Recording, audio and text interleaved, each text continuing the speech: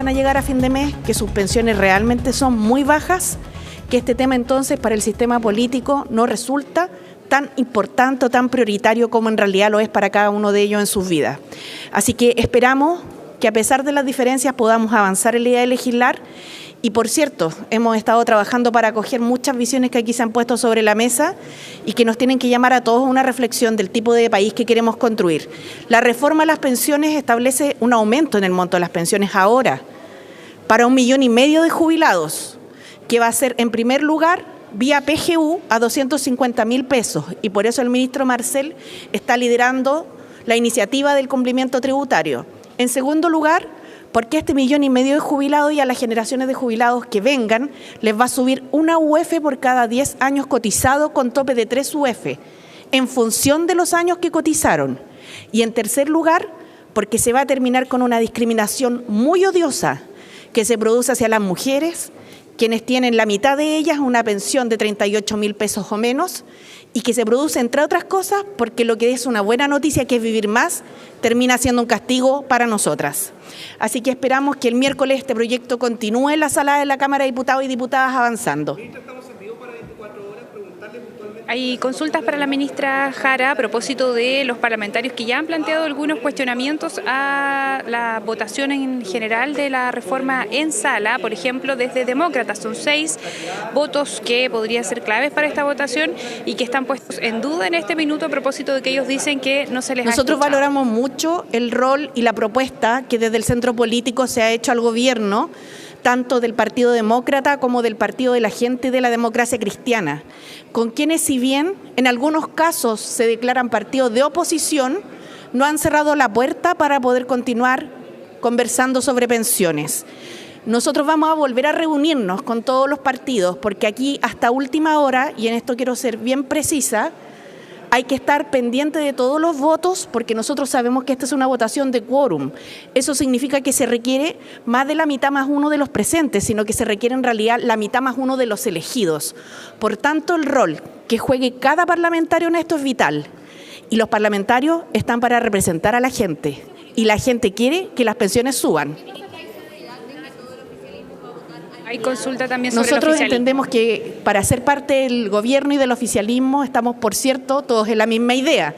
Sin embargo, somos profundamente respetuosos y por eso estamos conversando en todo minuto con los parlamentarios del oficialismo, del centro y de la oposición. Ministra, no nos cerramos a ningún tipo de diálogo porque sabemos lo relevante que esto es para la ciudadanía. Si pudiese explicar con qué características queda la PGU, por favor.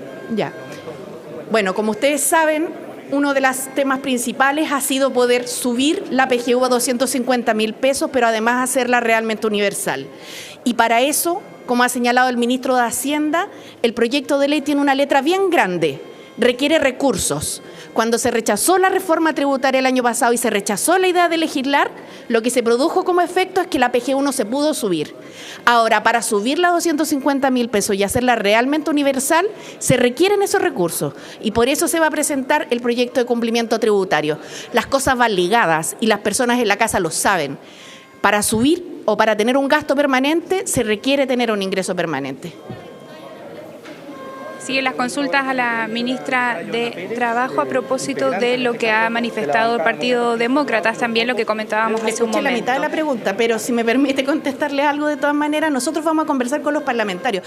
Esta es una conversación permanente, un ejercicio permanente de la democracia y lo conversamos con los parlamentarios directamente. Ministro Marcel, ¿quisiera usted tomar la palabra? Permiso. Ahora escuchamos al ministro de Hacienda, Mario Marcel, también respecto de los detalles de este proyecto de reforma de pensiones que ha sido despachado a la sala de la Cámara. Me parece que es claro que desde el momento en que se empezó a votar la reforma previsional, empezaron a surgir las alternativas de acuerdo. La idea de tener un extenso compás de espera para generar un gran consenso respecto de cada uno de los aspectos de la reforma previsional desgraciadamente no resultó y fue importante comenzar a votar. Y en el curso de esa votación han surgido acuerdos en torno a la distribución de la cotización de cargo de los empleadores, han surgido acuerdos en torno al tema de la longevidad y las tablas de mortalidad, han surgido acuerdos en torno a la implementación de la PGU. En todo este camino, por supuesto que hemos tenido el apoyo de los parlamentarios de los partidos de gobierno, así que lo primero que hay que hacer es agradecerles por ese apoyo. En segundo lugar, hemos tenido el liderazgo de los presidentes de las comisiones de trabajo, por un lado, y ahora de Hacienda. Hemos tenido la disposición de parlamentarios del centro político a dialogar y buscar acuerdos. Incluso, yo diría especialmente hoy, hemos visto también algunos matices del lado de la oposición que nos indican alguna disposición a avanzar en esta materia. Así que creemos que el haber finalmente materializado el proceso de votación creo que es provechoso para este proyecto y por supuesto no es el final de su tramitación. Todavía, ¿cierto? Una vez que este sea aprobado en la Cámara de Diputados, vamos a seguir la discusión en el Senado. Consulta ahora al ministro, otro colega, a propósito de lo que vaya a ocurrir con las tablas de mortalidad, una propuesta del PPD. Vamos a poner en un documento los aspectos en los cuales coincidimos y que señalan de qué manera se resolvería este tema de las tablas de mortalidad y de la longevidad. Y vamos a buscar un apoyo técnico específico para generar la indicación que se presente en el Senado. Por supuesto, ahí también buscaremos los espacios de diálogo y de acuerdo con los parlamentarios, con los senadores y senadoras. Ministro,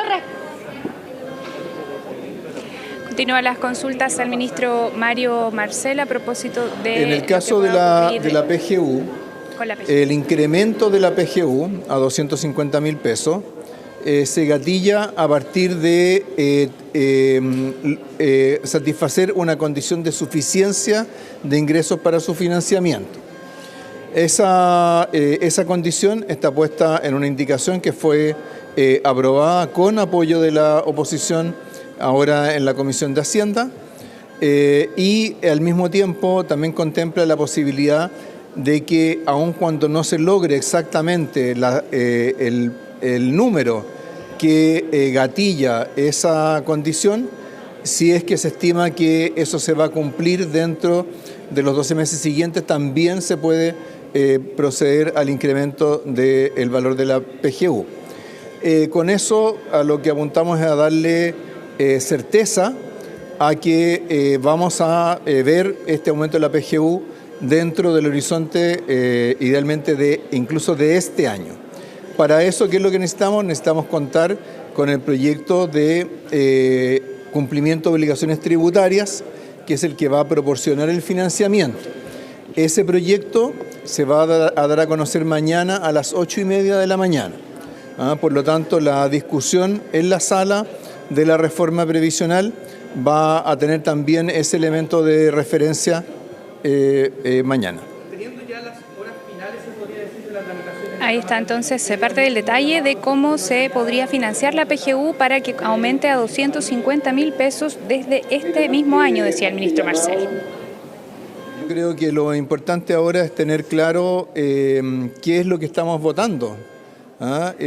Tengamos claro que lo que estamos votando es una reforma que las chilenas y chilenos han esperado por más de 10 años, que ha sido objeto de 2 intentos fallidos hasta ahora y respecto de lo cual realmente no es concebible seguir esperando. Al mismo tiempo, también eso significa, también es importante recordar que la discusión de los aspectos específicos de la reforma previsional se va a dar en la sala de la Cámara, en la votación en particular, y después, por cierto, continuará en el Senado. Por lo tanto, cuando alguien tiene un desacuerdo con algún tema en particular de un proyecto, la pregunta que tiene que hacerse al momento de votar en general es si está de acuerdo con legislar sobre la materia y luego, ¿cierto?, al momento de votar en particular sobre si está de acuerdo con tal o cual norma. El espacio para expresar desacuerdo con normas específicas está en la votación en particular, no en la votación en general. Y eso es válido para todos los parlamentarios y parlamentarias. Es importante recuperar y fortalecer este sentido del proceso de tramitación legislativa. Pero a pesar de eso, igualmente ya se retrasó una reforma importante en marzo del año pasado. esta racionalidad que usted plantea del trámite de habilitar un debate no fue suficiente para convencer a una mayoría de la Cámara hace un año? Bueno, después de esa votación, muchos parlamentarios se nos acercaron para decirnos que en algunos casos, ¿cierto? En algún caso había cometido un error o no se había dado cuenta de la implicancia de la votación en general y que estaba dispuesto o dispuesta a apoyar ¿cierto? El tema tributario una vez que se pudiera volver a discutir en la materia. Así que creo que esa experiencia anterior debería dejarnos lecciones a todos y a todas al momento de enfrentar otra votación de un proyecto fundamental para el país. Este no es un proyecto fundamental solo para el gobierno, para el presidente Boric y los ministros que formamos parte de su gabinete.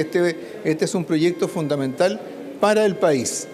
Y eso es lo que tenemos que tener siempre en mente al momento de enfrentar esta discusión. Ministro, también sobre continúan las consultas a propósito de la PGU y de cómo va a estar supeditada su alza a lo que ocurra con el PIB y también con el pacto fiscal, que es una propuesta que se va a dar a conocer durante el día de mañana, antes de que se comience a votar la reforma en la sala. Eso es lo que informaba el ministro Marcel hace algunos momentos. La idea es que ahora voy a poder explicar efectivamente cómo se va a financiar. Primero respecto de la votación, para que se pueda aumentar la PGU a 250.000 pesos, se requiere que existan los recursos suficientes.